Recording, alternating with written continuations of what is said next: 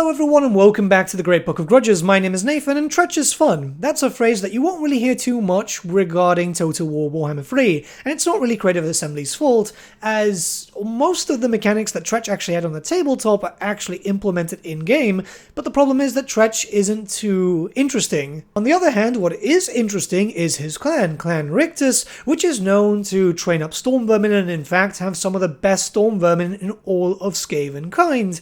And this mod, which has just recently dropped on the workshop by RHOX, one of the fastest modders I've seen in recent times, aims to give you a proper Clan Rictus lore-friendly experience by taking a mechanic that we already know of, that of the Deathmaster, and just changing it around a little bit. So let's talk about it. I don't think that this is going to be a very large video, but it actually makes the faction quite fun. So you're going to notice a almost copy-paste style on the top of your campaign, and that's going to be your new mechanic. It's going to work in an almost identical way too, so it's not going to be too difficult to learn if you've played as the Deathmaster, and considering that he has one of the most fun campaigns, as you can delete factions, a lot of people would have likely played as him already. But the general gist remains the same. Instead of having shadowy dealings, you have a Stormvermin's tab, and this is going to allow you to either spend gold and food. This would be either to expand your barracks or be able to get your rations back, or you can use your Stormvermin currency, which can be used on a number of things. You can actually deploy units, so you can recruit them yourselves. You can trade them to other factions, and this is one of the most interesting things because you can either trade them for gold, you can trade them for settlement, you can trade them for an undercity. Keep in mind that sometimes you're going to have to get more and more Stormvermin, so this isn't going to be a thing that you're going to be using very early into your campaign, but it's something that goes into your mid and late tier, as there is cooldowns involved. Everything that you do use here does have cooldowns, but you can basically get like loads and loads of cash, or you just spread your influence a little bit more. I really do like this, as it's rather simple, but it allows you to get your funds up and running, which is something that you actually do as Clan Rictus. Clan Rictus does sell off their Stormvermin to the highest bidder, and they're very rich because of that. One thing is you're always going to have on hand a assassin, as the assassin's the one that gets the action sorted.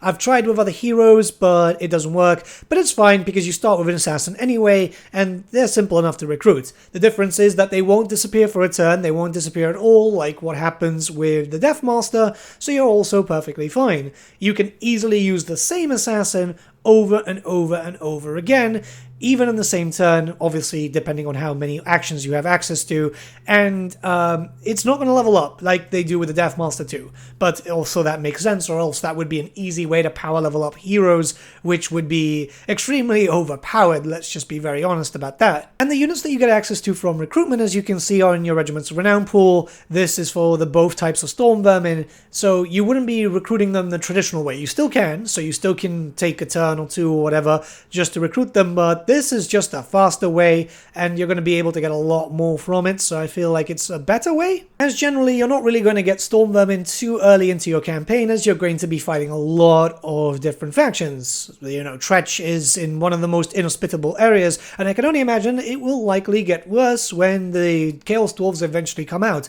hopefully at some point this year, because it's feeling like it's taking a while. There's also an additional benefit, so every time that you improve the barracks, that tech will then disappear and be replaced with something else that you'll have to get before you can then go to the barracks once again. And it's bonuses towards your Stormvermin faction-wide. As you can see here, you can get plus 10 bonus to large with the halberds, and plus 10 to bonus to small units with your sword units. The fact is that this continues to grow and grow and grow, and you get a lot of benefits for it. Like, it's 5 in total. You can even get them to have a 20% speed increase permanently. These are all permanent bonuses, by the way. These are all permanent bonuses that you can then make your Stormvermin truly terrifying. It's important again to note that, yes, the Clan Rictus Stormvermin are supposed to be much, much stronger, but any Stormvermin that you do grant to other factions, because with trade and so on, even if you're like playing another faction, you've got a trade agreement, you can actually get some Stormvermin, you will not be giving those bonuses to those Stormvermin. So no other faction will take this benefit. This is purely just for you, and I think that works out quite fine, as yeah, you know, this is your faction, you know. Clan Rictus is supposed to have the best. You're going to give the other Skaven clans decent Stormvermin, but you're not going to give them the absolute best because it'd be kind of stupid to give them the best of the best, right? And what we can do is also have a little bit of a stat comparison here, where the green background is the ones in campaign and the red background is the ones in custom battle. Both are rank 9, so both of them are to the highest point. But this is how strong you can get your Stormvermin. I mean, 53 speed is nothing to sniff at. You can see that their stats are absolutely terrifying. But that's the point. You want really, really strong Stormvermin. With Clan Rictus armies, you're supposed to be bringing as many Stormvermin as possible. Obviously, stuff like this will require a full tech tree and spending a lot of money and food and so on, because you'll have to get all the bonuses, and you can see that they do become more expensive as time progresses. So this isn't going to be something that you're going to take early into your campaign. This is going to be a increasing effect, right? Early on, you'll get the first few bonuses, mid-tier, you'll get the next two, and then at the end, when you start like steamrolling, you're going to start having all the big bonuses. And I think this is exactly what Clan Rictus needs. Officially, it should look a little bit different, obviously not just using the same mechanic, or it could, but just a little bit, changed over visually and all that. I think it's something that, works really, really well and does give you that Clan Rictus feel. I used to run a Clan Rictus army back in the day. I've still actually got the Tretch model right in the front of my desk. He always sits there. And I used to run a lot of Stormvermin because of it. A great example would be an actual battle, and this is from a campaign. This is that Grimgor has decided to go into the Darklands, as he does spread quite often. It's actually quite surprising, considering that there's a lot of enemies around, but he declared war on me, and I had to go deal with him. Now, I had a basic force here, which was pretty much just one Warlord and a bunch of Stormvermin, and just look at them crash into the enemy. It's pretty fun. So Grimgor has had a decent amount of time to prepare at this point, but the ambush did get rid of the war. It's kind of weird, because I always thought that when you ambush, the war would come in too, but apparently not. But yeah, look at my troops. They're barely losing HP, because they're just doing so much damage, they're basically untouchable. Now, obviously, it's because I caught them in an ambush. They would have probably had better time to prepare. This was a normal battle, and they would have had a better army. Yeah, they don't have the best, but yeah, like, it shows my point across. It shows that you can do an absolute devastating amount of attack. I'm getting them from all sides, so obviously I do have the benefits here.